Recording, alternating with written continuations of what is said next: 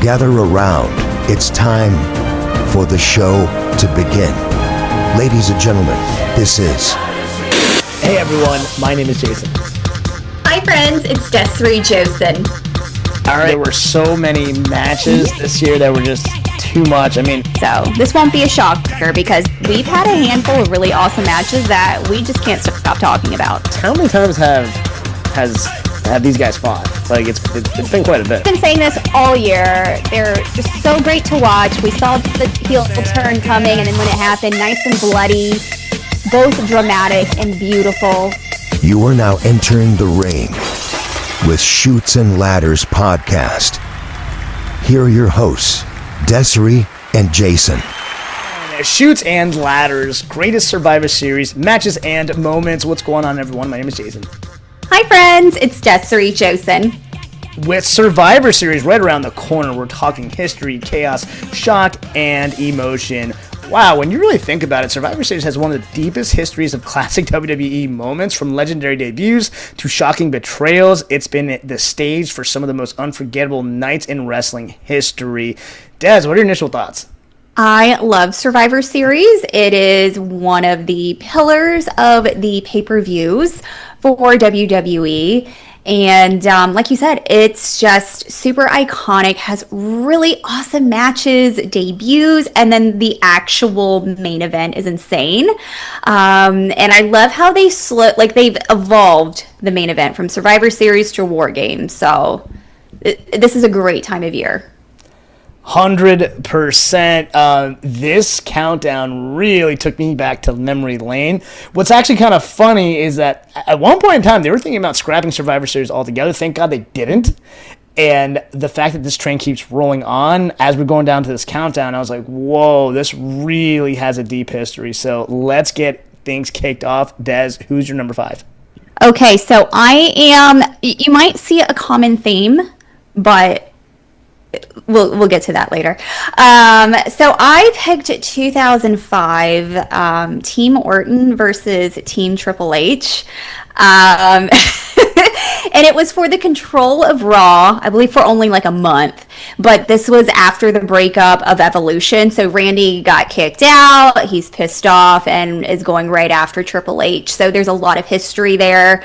I just remember Benoit really kicking some ass in that, and I believe it was Jericho too that was in there, so they worked really well together. And then Snitsky had that busted bloody eyebrow, and he got kicked out because of the chair, but in the end Randy won, and of course he got his redemption from being kicked out of Evolution, so it was all is well. But I love that one. It was just so much fun to watch. Love it. Okay, that's a great choice. My number 5 is actually your background, TWWF versus the Alliance 2001. Yeah, look, The Rock versus Stone Cold, Kurt Angle's shocking swerve at the end, one of the end of one of wrestling's wildest storylines. Obviously, my ECW guys were in it. To be honest, I remember this storyline very well. This is actually my freshman year in Tallahassee, so I was actually at AJ Sports Bar with this. This is really cool. Nice. Listen, say what you want about the invasion. So Survivor Series 2001 was a peak of blending drama, nostalgia, and chaos into one unforgettable night. For better or for worse, it was the end of the Monday Night War. It felt like closure, even if it came with controversy. But yeah, from a storyline perspective, I thought this was really strong. And look, this was the end of the Attitude Era, so I had to put this on. Good choice. All right, Des, what's coming in at number 4? 2003, which was Team Austin versus Bischoff.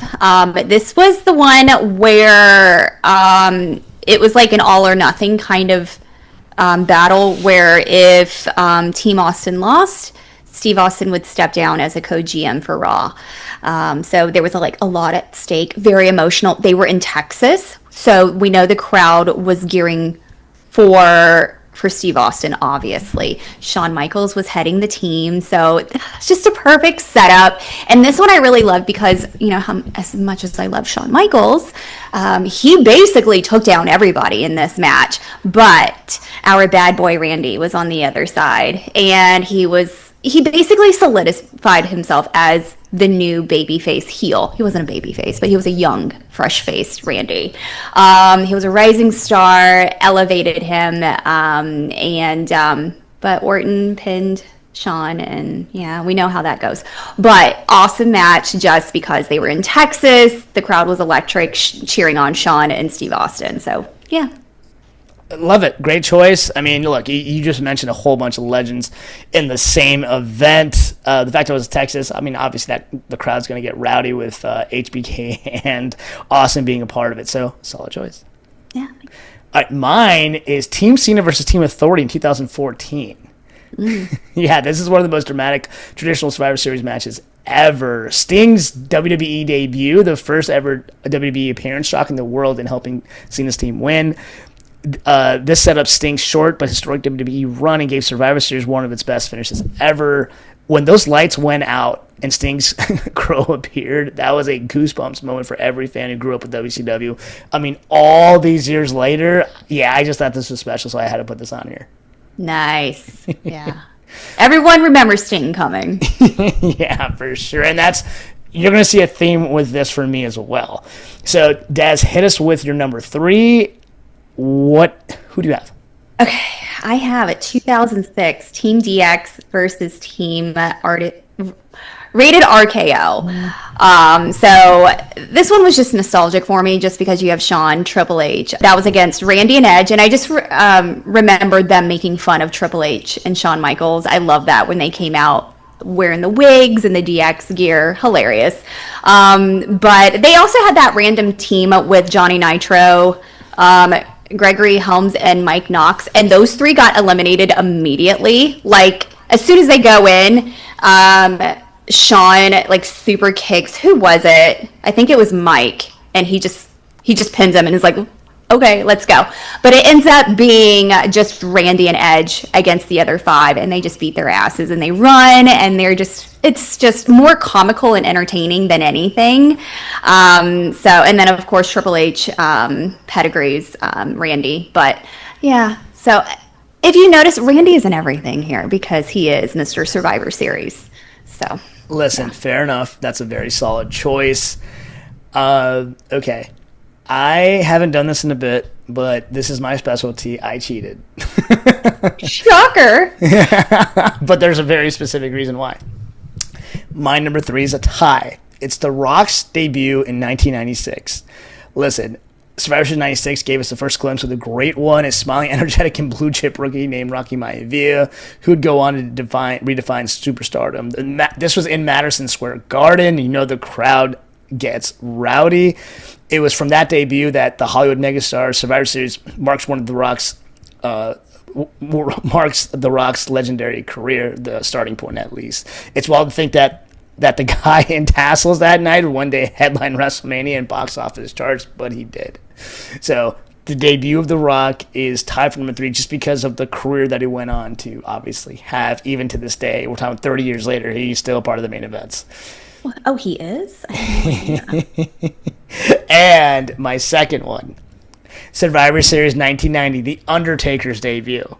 So this introduced us to the world of the dead man. Nobody could have guessed the rookie in gray gloves would go on to have a 30-year Hall of Fame career. The crowd stunned silence as The Undertaker dismantled legends like Dusty Rhodes and no-sold everything thrown at him. I mean, this is the most legendary WWE debut in WWE history, in my humble opinion, and that's period. So if you notice, what's tied at number 3 are my debuts of 2 absolutely legends. I mean, you could put them on Mount Rushmore wrestling for sure. Hell yeah. All right, Des, we're getting into the heavy hitters. What's your number 2? Well, this is the newest one, and this is the only one that is actually just from a couple of years ago, and it's going to be a shocker. It's going to be 2023. It's their War Games, and the match itself was amazing. It was so much fun to watch. Judgment Day with Drew, along with, who was it? Seth, Cody, Sammy, Jay, and then we get the return of Randy Orton, and crowd goes wild. I love it because it's when Rhea is a bad girl and is trying to get the briefcase to cash in for Damien. And as she's trying to cash in with the ref, we hear his music come on and her face drops. And he just comes out just like double the size. He's like a damn silverback walking out. Everyone's in shock, even though we knew he was coming. And then after this, where are we? We are in Chicago. Where's the home of Chicago? And who lives there? CM Punk. So we get to see both the return of CM Punk and Randy Orton. It is just insane chaos. All hell breaks loose. I love it. And I rewatch it every time I can. Yeah, and that's my number 2, by the way. Listen, the wrestling world stopped. The fact that it was in Chicago, just like you mentioned, no one saw this coming. I don't think this was even leaked on social media whatsoever. They did a phenomenal job of keeping this quiet. I don't know how they did it. But, I mean, this was more than just a return. It was redemption. Obviously, Orton came back. Everything you just said, I'm just going to echo. But, like, the fact that, like, CM Punk's, when his music came out, or when his music, like, Cult of Personality came, I mean, really, the wrestling world stopped because there's been so much out there that he would never come back. And he did.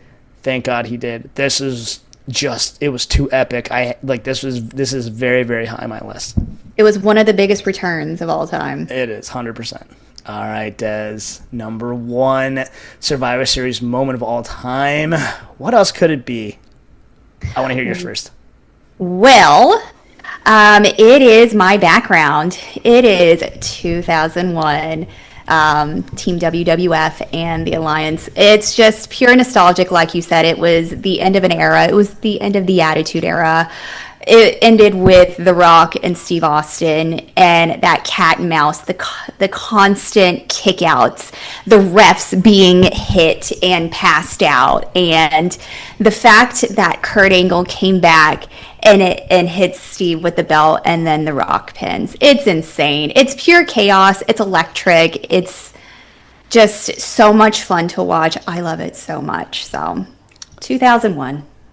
Okay, wow. No, that's a very solid choice. Obviously, that's on my list as well. It's funny that we definitely have some synergy, but I'm very surprised that you did not have this on your countdown whatsoever. I'm going 1997's Montreal Screwjob. I know. I mean, with Shawn Michaels, look, this is the single most infamous moment in wrestling history. Bret Hart versus Shawn Michaels for the WWE Championship and the betrayal that changed the business forever.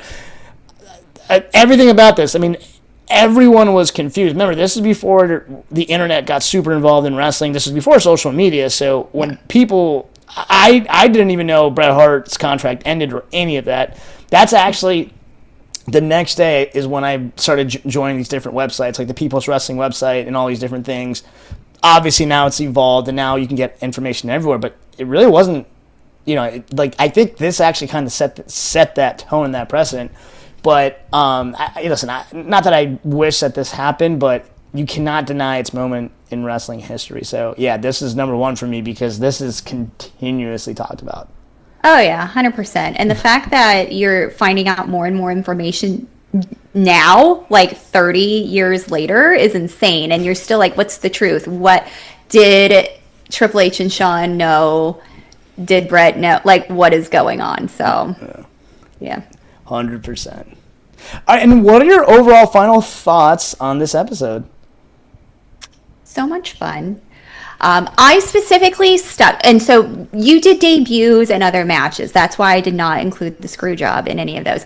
I specifically stuck to the main event Survivor Series matches. So that's why those weren't in there. So, and that's okay. But I loved it. And I'm really excited to see what they're going to do for this year's Survivor Series. So maybe we'll get some really fun debuts. Maybe we'll see some familiar faces come back.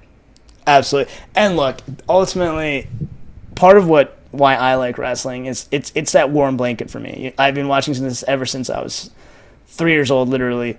So kind of like what you said, Royal Rumble, WrestleMania, Survivor Series, and SummerSlam are the 4 pillar main events. So just going back through memory lane, it brings back just so more, like just overall just great memories. It's so crazy to think that we're all these years later But also, most importantly, my gosh, the history, and there were so many events. And listen, let's be real. Of the 4 that I just mentioned, I think Survivor Series, quote unquote, the number 4. But man, for it being number 4, they put on some of the most historic moments of all time in wrestling history. So I love it. I'm so glad that they didn't scrap Survivor Series. I kind of wish they had more traditional matches. Yeah. But yeah, I think this upcoming Survivor Series will be just as fun, and I think he'll deliver.